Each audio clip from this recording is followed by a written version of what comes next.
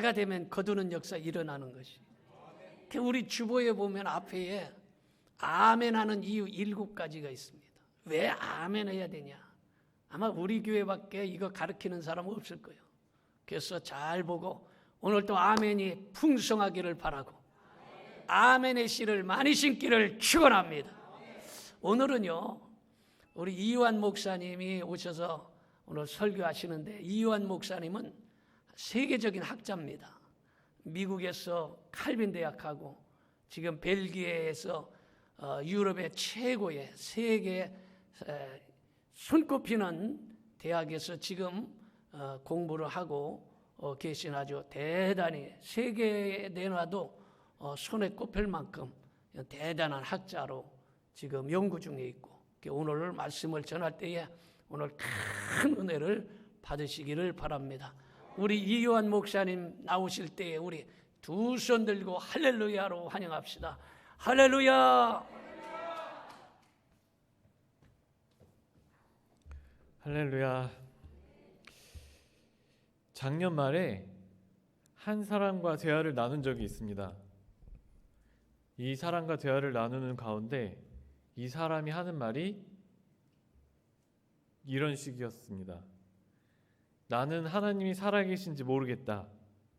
나는 내가 구원을 받았는지 모르겠다. 그런데 문제가 무엇이었냐면요, 이 사람이 올해 목사 안수를 받는 사람이었어요. 계속 이야기를 해보니 이 사람은 복음을 제대로 모르고 있었습니다. 복음을 제대로 모르니 구원의 확신을 잃어버리고 헤매기 시작한 거예요. 그런데 이런 사람이 오늘날 한국 교회에 굉장히 많습니다. 복음을 제대로 배우지 않으면 잘못된 신앙을 만들어가게 됩니다. 그래서 오늘은 복음이 무엇인지 간단하게 살펴보고, 복음을 잘 모르는 그리스도인들의 모습에 대해 살펴보고, 마지막으로 다시 이런 오류에서 벗어난 바른 복음과 바른 신앙이 무엇인지 살펴보도록 하겠습니다. 먼저 복음이 무엇인지 간단하게 살펴보려고 합니다. 로마서를 보면 우리는 복음에 대한 대략적인 이해를 할 수 있습니다. 로마서 1장을 보면 이방인들 중에 의인이 없다고 말합니다. 로마서 2장을 보면 유대인들 중에도 의인이 없다고 말합니다. 로마서 3장을 보면 결국 모든 사람은 다 죄인이고 의인이 없으니 하나도 없도다, 이렇게 말합니다. 그렇기 때문에 우리가 오늘 읽었던 3장 19절에 보면 온 세상은 심판 아래에 있을 것이다, 이렇게 말합니다. 온 세상 사람들 가운데 한 사람도 의인이 없기 때문에 의인이 아닌 모든 사람들은 다 하나님의 심판을 받을 수밖에 없다는 거예요. 바로 여기서 모든 사람이 죄 가운데 빠져 하나님의 진노에서 벗어날 아무런 소망이 없는 상황 가운데 하나님의 한 의가 나타났다고 3장 21절에 말합니다. 모든 사람이 하나님의 심판을 받을 수밖에 없는 그 상황에서 하나님의 의가 나타났다는 것입니다.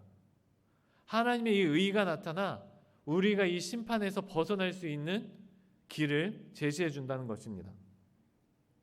여기서 우리는 복음이 우리에게 주는 메시지를 얻을 수 있습니다.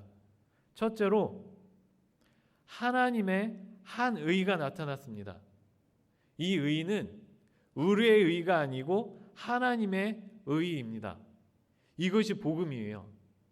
우리의 힘, 우리의 노력, 우리의 능력으로는 구원을 받을 수가 없는데 하나님께서 우리를 사랑하여 주셔서 우리에게 구원을 받을 수 있는 은혜를 주셨다는 것, 이것이 바로 복음입니다. 둘째로, 그렇기 때문에 우리에게는 자랑할 게 없다는 것입니다. 3장 27절에 그렇게 말하는 거예요. 우리에게 자랑할 게 없다. 우리에게 자랑할 게 없다는 게 무슨 소리입니까? 다른 사람을 정죄할 수 없다는 거예요. 내가 의인이어서 구원을 받는 게 아니라 죄인임에도 불구하고 구원을 받기 때문에 다른 죄인들을 보고 나는 이렇게 뛰어나, 나는 이렇게 의인이야, 나는 이렇게 대단한 사람이야 라고 말할 수 없다는 거예요. 로마서 5장에 이렇게 말합니다. 우리가 아직 연약하였을 때, 우리가 죄인 되었을 때, 심지어 우리가 주님의 원수 되었을 때 예수 그리스도께서 우리를 위하여 죽으셨다는 거예요. 우리에게 구원을 받을 만한 아무런 것도 없다는 거예요. 그런 상황에서 우리가 어떻게 다른 사람을 정죄할 수 있냐는 것입니다. 여기서 우리는 이 복음이 교회 공동체를 어떻게 만들어 나가는지 알 수 있습니다. 우리가 죄인이기 때문에 내 옆에 있는 이 지체를 너 왜 이것밖에 안 돼? 너는 왜 이 수준밖에 안 돼? 이렇게 말할 수 없다는 거예요.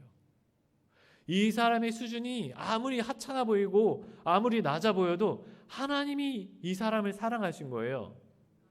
내가 아무리 부족하고 연약해도 하나님이 나를 사랑하셨다는 거예요. 그렇기 때문에 우리는 이런 나도 구원하신 하나님이 저 사람을 사랑하시는 것을 이해할 수 있고, 이런 나를 구원하신 하나님 때문에 저것밖에 안 되는 이 사람을 이해해주고, 이 사람이 부족함에도 불구하고 삐지거나 넘어지거나 상처받지 않을 수 있다는 것이에요. 그렇기 때문에 이 복음 때문에 우리의 공동체, 우리의 교회 공동체가 아름다운 공동체가 될 수 있다는 것입니다. 세 번째는 자격이 없는 우리가 자격 있는 자처럼 되었기 때문에 이제 우리는 자격 있는 자처럼 율법을 굳게 세운다는 것이에요. 이것이 3장 31절에 말하죠. 이제 우리가 율법을 세운다는 거예요. 여기서 우리는 믿음과 행위의 관계를 알 수 있습니다. 우리가 율법을 세워서 구원을 받는 게 아니에요. 우리가 착해서 구원을 받는 게 아니에요. 우리가 연약한데도, 원수인데도, 우리가 부족한데도, 그런데도 우리를 구원하신 거예요. 이제 여기서 바뀝니다. 복음을 알게 되면 이제 율법을 세우게 된다는 거예요. 우리가 율법을 세워서 구원을 받는 게 아니라 구원을 받았기 때문에 율법이 서게 된다는 것이에요. 그런데 안타까운 사실이 뭐냐면 그리스도인들 가운데 복음을 잘 모르는 사람들이 많다는 것입니다. 그런데 복음을 잘 모르면 구원에 대해서는 모호하게 알거나 잘못 알게 되는 거예요.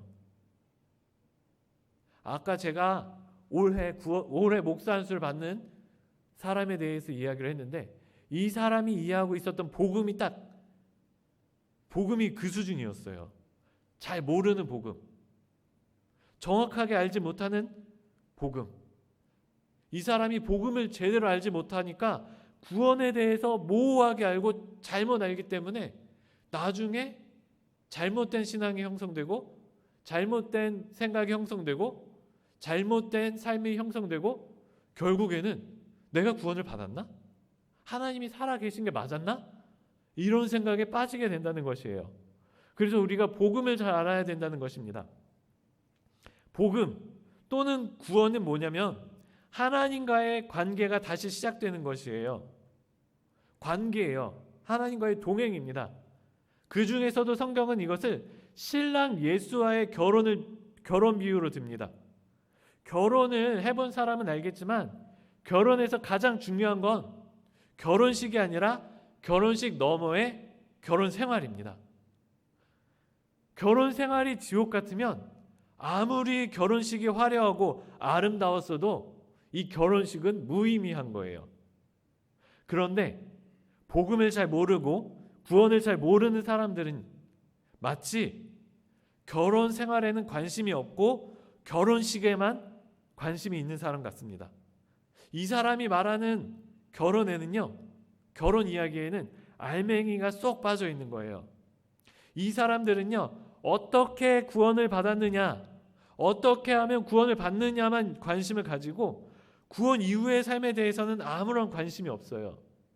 복음은 복음인데 알맹이가 쏙 빠진 구멍난 복음을 가지고 있다는 것이에요. 이 사람들이 말하는 복음은 우리의 삶, 곧 예수 믿은 이후 우리의 삶에 아무런 영향을 미치지 못하는 구멍난 복음입니다. 그런데 이 구멍난 복음이 우리가 복음을 잘못 이해할 때 우리의 삶과 신앙에 부정적인 영향을 크게, 아주 크게 미친다는 것입니다. 그래서 이제 구원을 잘 모르는 사람들에 대해 이야기를 해보겠습니다. 먼저 구원을 잘 모르는 사람은 유사복음에 빠질 수 있습니다. 유사복음이 뭐냐면요, 복음은 복음이지만, 복음과 유사하지만 복음의 깊은 의미를 담지 못하는 어딘가 부족한 복음, 파편화된 복음입니다. 특히 복음을 지식적인 수준으로 격화시키는 그리스도인들이 상당히 많은데, 이 사람들이 믿는 복음이 바로 유사복음이에요. 제가 아까 이야기했던 올해 목사 안수를 받는다는 그분이 이런 유사복음을 믿었어요. 이분이랑 대화를 하다 보니까 이 사람만 그런 게 아니라 이 사람 아버지도 그런 복음을 믿고 있었던 거예요. 아버지가 목사님인데 굳이 교회를 갈 필요가 없다라고 생각을 한다는 거예요. 나 혼자만 잘 믿으면 나는 구원받는다. 그래서 굳이 공동체가 필요하냐, 이렇게 믿는다는 거예요. 이건요, 복음을 잘 모르는 거예요. 이걸 오늘 살펴보겠습니다. 복음을 파편적으로 이해하는 사람은 대개 세 가지 유사복음을 가지게 되는데, 첫 번째로 구원파적 구원론, 두 번째로 개인주의 신앙, 세 번째로 삶에 영향을 미치지 못하는 복음을 복음이라고 착각합니다. 이 세 가지 모두 비슷한 오류에 빠져 있는데, 예수 믿으면 천국 간다는 도식이 그것이에요. 이게 맞는 말 같은데 중간에 많은 게 빠져 있습니다. 예수 믿으면 천국 간다. 맞는 말 같잖아요. 근데 이 사람들에게는요, 이신칭의 이후에 예수 믿으면 우리가 의로움을 받는다. 이게 이신칭이거든요. 우리가 예수를 믿으면 하나님께서 우리를 의롭다고 불러주신다. 이거 이후에 아무것도 없어요. 우리가 예수를 믿으면 성화도 있고 천국도 있고 이게 다 있어야 되는데, 그냥 예수 믿으면 칭의도 없고 성화도 없고 양자도 없고 아무것도 없이 바로 천국인 거예요. 근데 여기서 말하는 천국이 뭐냐면 내세의 천국이에요. 내세의 천국. 지금 이 땅 가운데에서 하나님께서 주시는 천국도 없어지고, 천국에 대한 이해가 굉장히 하나밖에 없어요. 천국에 대한 이해도 부족해지고, 예수 믿는다는 것이 무엇인지에 대해서도 매우 초보적인 수준에 머물러 생기게 되는 오류입니다. 그렇다면 복음이 뭐냐? 복음이 바로 성경 전체가 우리의 복음입니다. 하이델베르크 요리문답이 그렇게 말해요. 우리의 복음은 성경 전체다. 근데 파편화된 복음은 그렇게 믿지 못하는 거예요. 복음은 예수 믿으면 천국 가. 천국 가. 근데 성경에서 말하는 천국은 뭐죠? 하늘에 계신 우리 아버지의 이름이 거룩히 여김을 받으시오며 나라가 임하시오며 천국이 오는 거예요.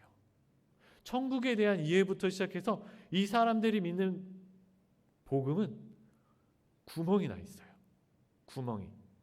먼저 구원파적 구원론을 보겠습니다. 구원파적 구원론은 한번 예수 믿고 구원받은 이상 아무렇게나 살아도 구원을 받는다는 믿음이에요.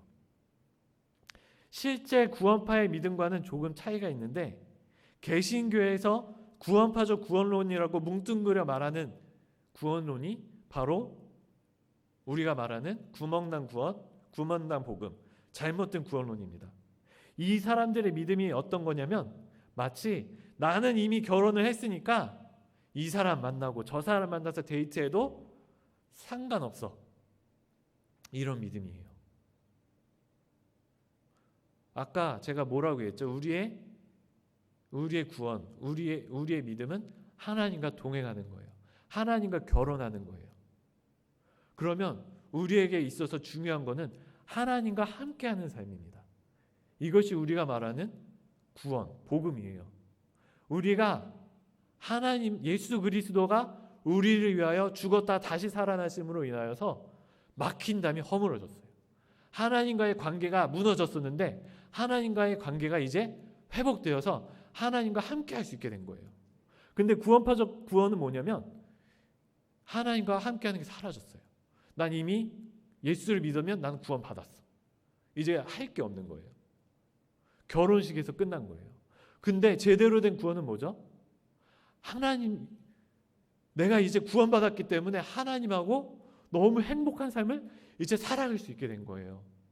오늘도 나는 하나님과 동행할 수 있게 된 거야.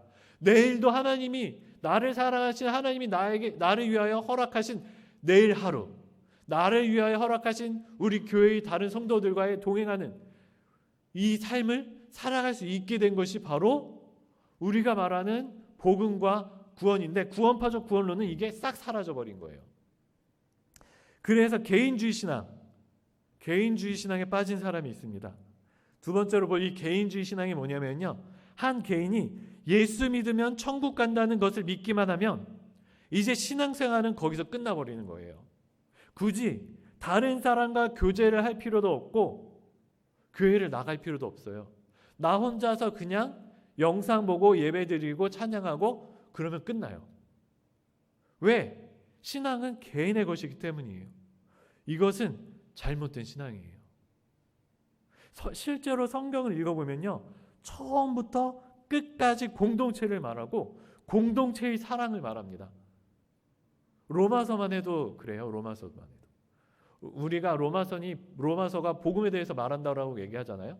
1장부터 8장까지 복음에 대해서 말한다고 한번 이야기를 해볼게요. 9장부터는요 교회에 대해서 이야기를 해요. 창세기도 그래요. 창세기도 우리가 하나님께서 우리에게 복음, 하나님 나라가 시작될 것을 알려주세요. 그게 어디죠? 창세기 12장에 나오죠. 하나님께서 주신, 그때 하나님께서 약속하신 그 하나님의 나라가 어떻게 약속되냐면 땅과 자손을 통해서 약속이 주어집니다. 자손, 사람이 많아질 거예요. 공동체죠. 하나님의 나라는요, 공동체가 없이는 성립될 수가 없어요. 성립될 수가 없어요. 근데 예수 믿으면 천국 가. 나 혼자만 잘 믿으면 난 천국 갈 수 있어. 이렇게 말하는 사람은요, 하나님 나라를 잘 모르는 거예요. 성경을 잘 안 읽은 거예요. 성경은 처음부터 끝까지 공동체에 대해서 이야기를 합니다. 이 사람은요, 천국 가서 제대로 생활할 수 있을지 고민이 되는 신앙생활, 삶을 살게 될 거예요. 왜냐하면 나는 천국 가서, 그 천국은 뭐죠? 다른 성도와 함께하는 천국이에요. 근데 나 혼자만 예수 믿어서, 나 혼자만 잘 믿어서 천국 간다고 생각을 하면 그 나 혼자 간 천국에서 다른 사람과 어떻게 살 거예요?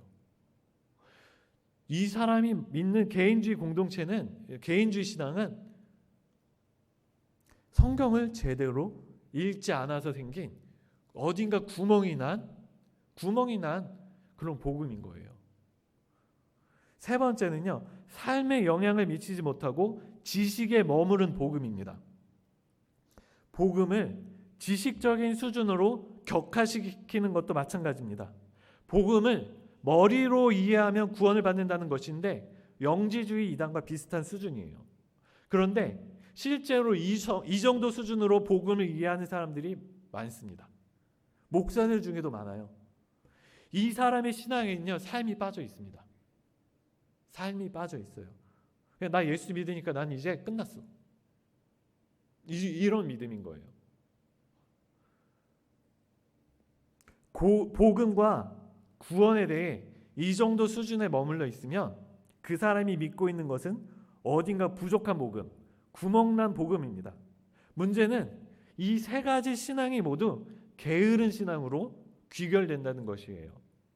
과거 개혁주의 신자들이 예정론을 잘못 이해해서 하나님이 예정하셨다면 전도하지 않아도 저 사람들이 구원받을 것이라고 생각해서 전도하지 않았어요.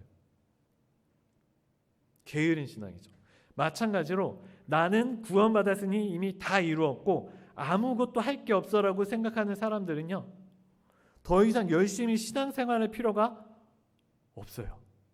그래서 게으른 신앙에 빠지게 됩니다. 이 사람들이 자주 드는 성경 구절이 있어요. 볼까요? 로마서 10장입니다. 로마서 10장 10절에 이렇게 말합니다.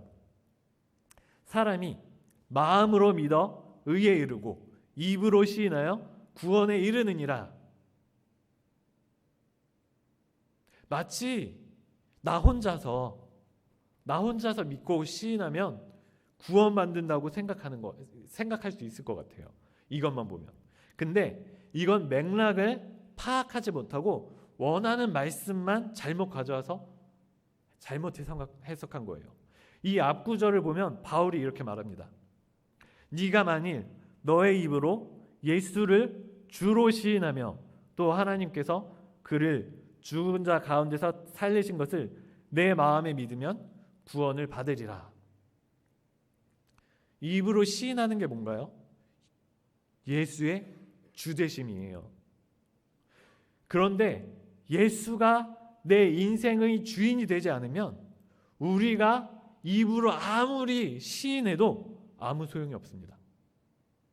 야고보는 이렇게 말합니다. 네가 하나님은 한 분이신 줄을 믿느냐? 잘 아는도다. 귀신들도 믿고 떠느니라. 그냥 사실을 나열하는 건 구원과 아무 상관이 없습니다. 복음을 총체적으로 믿고 우리 삶이 변화되어야 합니다. 예수가 내 삶 전체의 주인이 되셔야 한다는 것입니다. 그런데 이러한 어딘가 구멍이 난 복음을 믿게 되면 잘못된 신앙을 만들어갈 수 있습니다. 변질된 복음을 믿어서 변질된 신앙생활을 하게 되는 거예요. 아까도 말했지만 복음을 잘 모르는 사람들은 게으른 신앙에 빠질 수 있습니다. 구원파적 구원론 수준으로만 복음을 알 경우에 그 사람에게 구원은 이미 쟁취하고 끝난 이야기인 거예요. 이미 구원을 받았으니 교회에 가야 할 이유도, 헌금을 해야 할 이유도, 봉사를 해야 할 이유도 없어집니다. 그러다가 천천히 신앙을 잃어버리게 됩니다. 코로나 이후에 많은 성도들이 이런 게으른 신앙에 빠졌습니다. 이 중에 많은 사람들이 결국 신앙도 잃어버렸어요. 복음이 변질되면 신앙도 변질되는 거예요. 잘못된 복음을 믿으면 신앙을 잃어버리게 되는 거예요. 실제로 많은 교회에서 잘못된 복음을 가르쳐서 성도들이 이런 게으른 신앙에 빠지고 맙니다. 복음에 문제가 생기니까 신앙에도 문제가 생기는 거예요. 그런데 안타깝게도 복음을 제대로 모르면 복음을 제대로 가르쳐야 하는데 겉으로 드러난 것만 고치려는 시도들이 한국 교회에 있어 왔습니다. 게으른 신앙에 빠지지 않도록 복음이 잘못돼서 게으른 신앙을 가지게 된 건데 복음을 바꾸지 않고 복음을 제대로 가르쳐주지 않고 게으른 신앙만 어떻게 고쳐보려고 해서 나오게 된 도구가 바로 번영신학과 기복주의 신앙입니다. 이미 구원을 받았다고 믿었기 때문에 이제 구원을 가지고는 이야기할 수 없기 때문에 복음을 가지고 이제 더 이상 할 수 있는 이야기가 없기 때문에 새로운 미끼를 던지는 거예요. 번영신학은 이렇게 말합니다. 빨리 네가 지금 당장 부자가 되지 못하는 거는 예수를 제대로 믿지 않아서야. 여기 어디 복음이 있습니까? 기복주의 신앙도 비슷해요. 예수를 열심히 믿고 교회에 충성하면 복을 받는다는 거예요. 복을 받기 위해 전도하고 헌금해야 된다고 강조합니다.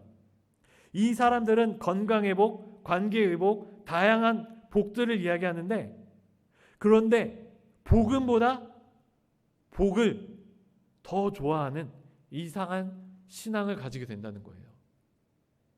복음 그것만으로 우리는 충분하고 하나님 한 분만으로 우리는 좋게 해야 되는데 새로운 게 덧붙여지는 거예요. 번영신앙과 신학과 기복주의 신학은 복음으로 충분하지 않다고 보고 새로운 걸 추가한 겁니다. 열심히 신앙생활을 하는 이유가 복음 때문이 아니라 부자가 되기 위해서, 복받기 위해서로 바뀐 겁니다. 게으른 신앙을 교정하기 위한 또 다른 잘못된 도구는 상급론과 은사주의예요. 상급론의 경우는요, 이미 구원을 받은 신자가 내세의 복을 위해 열심히 신앙생활을 해야 한다고 가르치는 겁니다.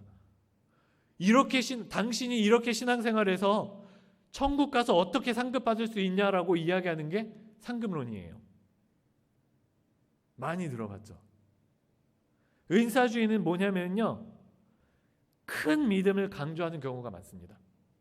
믿음을 가지고 이미 구원을 받았기 때문에 믿음 외의 또 다른 믿음, 큰 믿음을 강조하는 거예요. 큰 믿음을 가지면 치유의 은사, 예언의 은사, 방언을 가질 수 있습니다. 때로는 방언을 받지 못하면 구원받지 못했다는 식으로 가르치기도 합니다. 그래서 은사를 받지 못한 사람은 은사를 받기 위해서 열심히 기도도 해야 되고 봉사도 해야 되는 거예요. 은사를 받은 사람은 교만하게도 은사를 받지 못한 다른 사람을 정죄하게 되기도 합니다. 이게 복음인가요? 아까 제가 복음을 이야기했죠. 아무것도 아닌 내가 구원을 받았는데 어떻게 내가 저 사람을 정죄하지? 이게 복음이에요. 근데 이 은사주의는요, 난 은사를 받은 거예요. 난 열심히 해서 은사를 받았는데 너 왜 아직도 방언 못 받았어? 네가 열심히 안 해서야. 이런 신앙을 가진 게 바로 은사주의 복음입니다.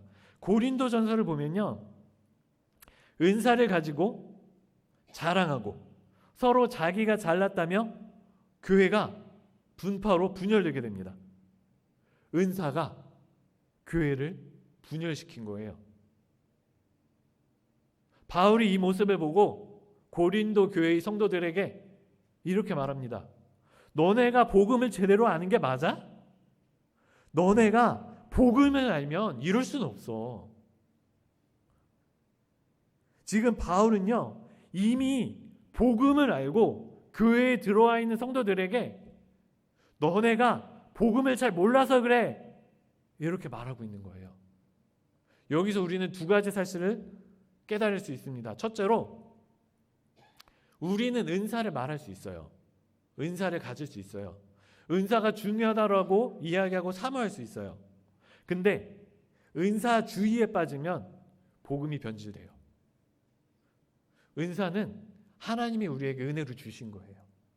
하지만 이게 우리의 자랑거리가 되고 이게 우리의 어떤 향해야 될 무언가가 되면, 복음 외에 다른 무언가 덧붙여야 될 게 되면 복음이 변질됩니다. 둘째로, 우리가 구멍난 복음을 믿는다고 해서 지옥 가는 건 아니에요. 하지만 우리가 구멍난 복음을 가지고 있으면 우리의 신앙이 문제가 생길 수 있어요. 교회 안에서 다양한 문제를 일으킬 수 있습니다. 이제 어린아이의 믿음에서 장성한 믿음으로 자라나야 하는 거예요.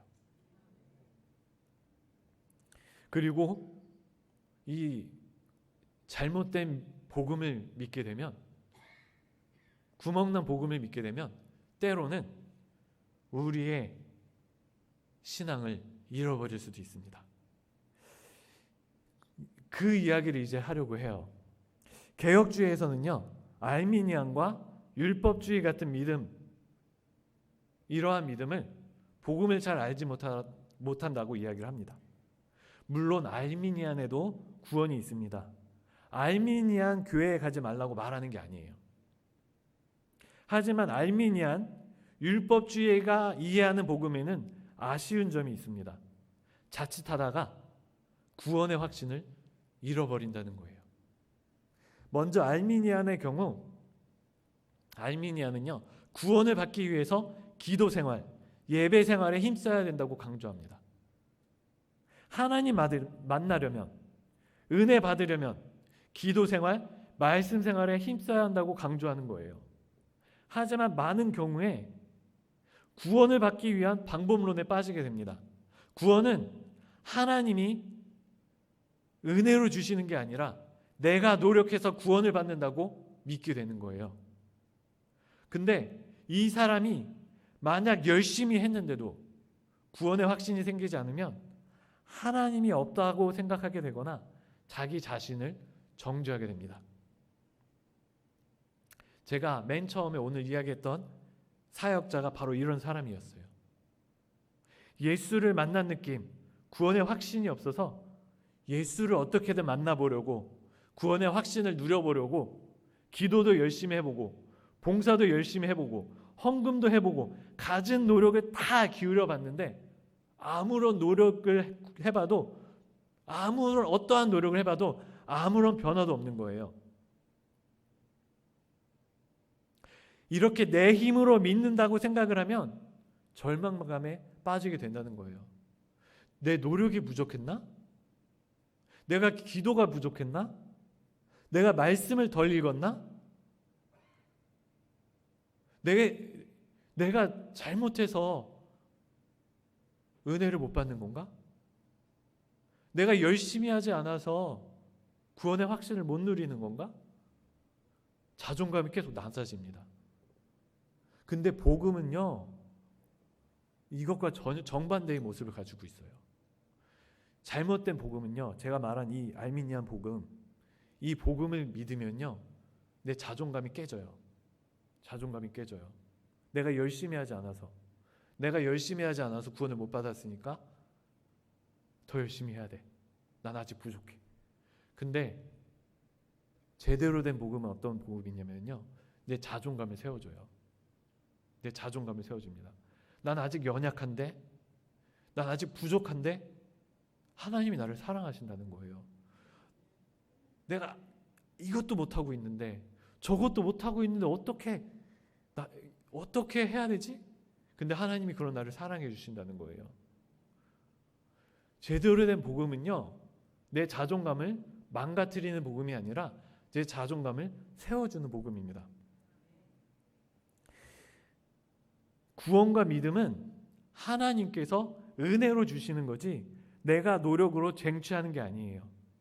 이게 잘못돼 버리면 구원의 확신을 잃어버리거나 자존감이 깨어질 수 있습니다. 그리고 또 이런 사람은요, 쉽게 다른 사람의 믿음을 정죄하게 됩니다. 너 기도하지 않아서 그래. 말씀 보지 않아서 그래. 새벽 예배 오지 않아서 그래. 이런 말로 다른 사람을 정죄하게 됩니다. 왜냐하면 내가 노력해야 은혜 받고 내가 노력해야 구원받기 때문에 저 사람이 은혜 받지 못하고 구원받지 못하는 건 열심이 없어서 그런 거예요. 그러니까 말로 너는 열심이 없어. 너는 노력하지 않았어. 기도 더 해야 돼. 이렇게 쉽게 정죄하게 된다는 겁니다. 율법주의에 빠진 사람들도 비슷한 문제를 겪을 수 있습니다. 율법주의에 빠진 어떤 사람들은요, 주일에 교회를 빠지거나 11조를 빼먹으면 구원을 잃어버릴까 봐 전전긍긍하게 됩니다. 이 사람들은 복음은 알지만 복음의 정수를 제대로 누리지 못하는 거예요. 물론 우리는 예배를 빠지면 안 돼요. 근데 예배를 피치 못한 사유로 인해서 못 가게 됐는데 나 구원 못 받는 건가? 하나님이 나를 싫어하시면 어떡하지?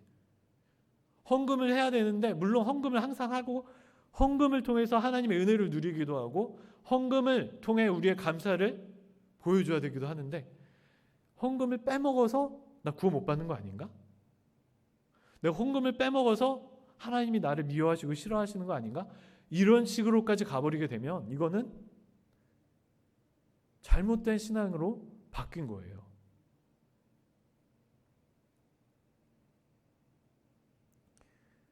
결국 이 사람들은요, 분명 복음을 들었지만 구원의 확신을 잃어버릴 수 있습니다. 구원의 확신을 가지기 위해 인간의 힘으로, 자기 자신의 힘으로 노력하지만 결국 구원은 하나님께 속한 것이기 때문에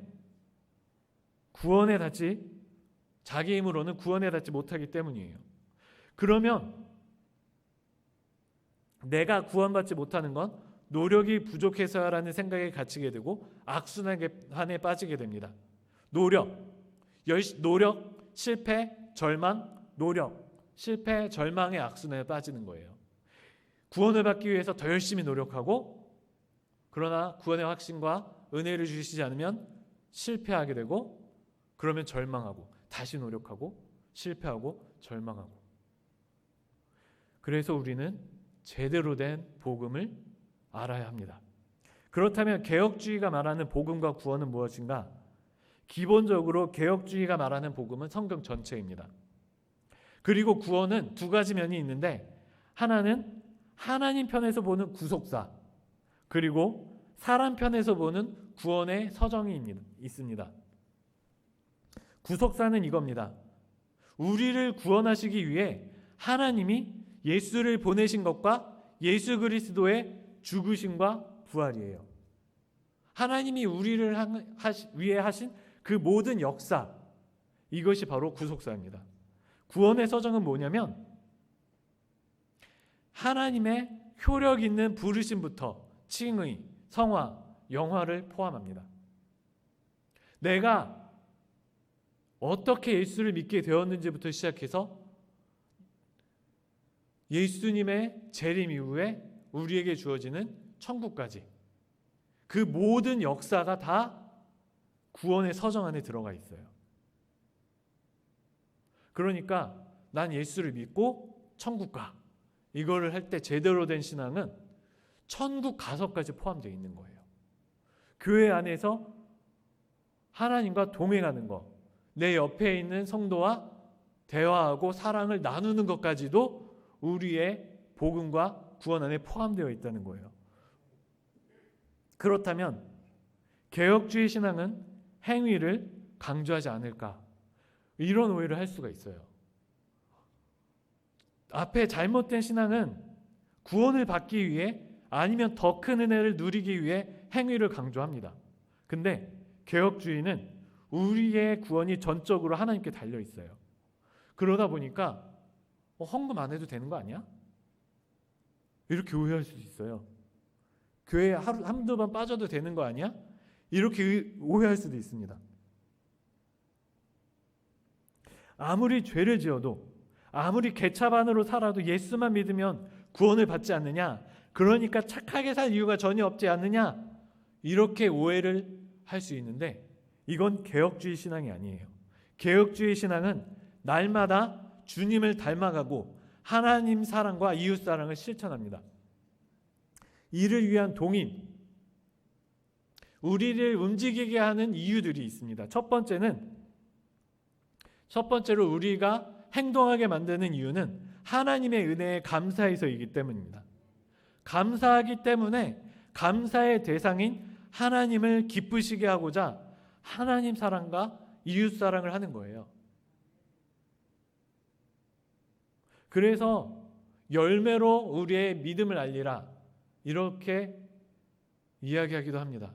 그 사람의 신앙은 그 사람의 열매를 통해서 한다는 거예요. 만약에 감사가 없다. 우리의 감사는 헌금과 주일 성수와 봉사와 다양한 것을 통해서 나타나는데, 이러한 감사의 열매가 없다. 과연 그 사람에게 믿음이 있는가 의심해 볼 수 있게 되는 겁니다. 두 번째로, 아버지이신 하나님을 사랑하는 마음에 하나님을 닮고 싶어 하게 됩니다. 양자된 우리는 하나님의 유일한 아들이신 예수 그리스도의 모범을 닮기 위해 선한 행동을 하게 돼요. 만약에 이게 없다, 하나님을 사랑하는 이 사랑을 통한 우리의 행위가 없다, 그러면 사랑이 있는지 의심하게 되는 거예요. 셋째로, 하나님과 하나님의 나라를 열망하기 때문입니다. 이것이 굉장히 중요해요. 하나님과 하나님의 나라는 동전의 양면과 같아요. 하나님의 나라가 없이 하나님을 알 수가 없고, 하나님 없이 하나님의 나라를 경험할 수가 없습니다. 이 말은 뭐냐면 의사가 뭔지 모르고 의사가 되고 싶다는 것과 비슷해요. 결국 하나님의 나라를 만들고 싶은 마음이 우리 삶 속에서 천국 시민으로서 행동을 하게 만듭니다. 그래서 우리는 하나님 나라가 얼마나 좋은지, 하나님의 나라가 얼마나 대단한지, 얼마나 달콤한지를 성경을 통해서 알고 깨닫고 배워야 합니다. 결국 복음을 경험하고 하나님을 경험하면 우리는 자연스럽게 하나님의 말씀대로 살아갈 수밖에 없습니다. 그리고 만약에 우리가 이러한 반응이 없다면, 감사가 없다면, 행동이 없다면 우리가 제대로 복음을 아는지 다시 한번 점검을 해보아야 한다는 거예요. 우리가 가지고 있는, 우리가 믿는 이 믿음이 유사복음은 아닌지, 구멍난 복음은 아닌지 다시 점검해 보아야 한다는 것입니다. 우리가 구원을 못 받았기 때문이 아니라 우리가 믿는 이 복음이 어느새 변질되지는 않았는지 돌아봐야 한다는 것이에요. 결국 개혁주의 신앙은 그냥 자녀가 아니라 순종하는 자녀가 되라고 촉구합니다. 말씀을 볼게요. 베드로전서 1장 14절에서 16절입니다. 너희가 순종하는 자식처럼 전에 알지 못할 때에 따르던 너희 사욕을 본받지 말고 오직 너희를 부르신 거룩한 이처럼 너희도 모든 행실에 거룩한 자가 되라. 기록되었으되 내가 거룩하니 너희도 거룩할지어다 하셨느니라. 아멘. 여기서 베드로가 뭐라고 말하는지 잘 이해해야 합니다. 전에는요, 예수님이 오시기 전에는요, 하나님의 자녀가 되느냐 마느냐가 사람들의 관심이었어요. 그런데 이제 예수님이 오셨잖아요. 예수님이 오신 다음에는 바뀐 거예요. 옛날에는요, 내가 하나님을 위해서 열심히 예배를 하거나 열심히 제사를 드리면, 율법을 열심히 지키면 하나님의 자녀가 될 것이라고 생각을 했어요. 그런데 지금 여기서 베드로가 뭐라고 말하냐면 이미 너희는 자녀가 되었다고 하는 거예요. 이미 너희는 자녀가 되었어. 이미 너희가 복음을 들었고, 이미 너희가 하나님의 말씀을 듣고, 이미 너희가 교회에 나와 있으면 이미 너희는 하나님의 자녀야. 그러니 이제 자녀답게 살아라. 이렇게 말하는 게 지금 베드로가 말하는 거예요. 제가 한 가지 이야기를, 동화 같은 이야기를 들려드리면 좀 더 이해하기 쉬울 것 같습니다. 옛날에 어떤 노예 가정에 한 아이가 태어났습니다. 이 아이는 노예의 자녀로 태어났기 때문에 어릴 때부터 천대받고 노예 생활을 하면서 그렇게 늘 억눌리고 학대받고 매맞고 살아왔습니다. 아버지가 노예였기 때문에 자기도 노예였고, 또 자기가 앞으로 낳는 자녀도 자기처럼 노예가 되어서 영원히 이 노예의 집안의 굴레에서 벗어날 수 없었어요. 휴가도 없고 월급도 없고 그런 종노릇을 평생 대대로 하게 된 것입니다. 그러던 어느 날 한 나라의 왕이 이 노예를 고귀한 왕자로 입양했습니다. 이제 이 아이는 노예가 아니라 천한 노예가 아니라 고귀한 왕자가 됐어요. 그렇지만 이 노예가 고귀한 왕자가 되었지만 아직도 노예처럼 손으로 밥을 먹고 주눅들어 살고 있는 거예요.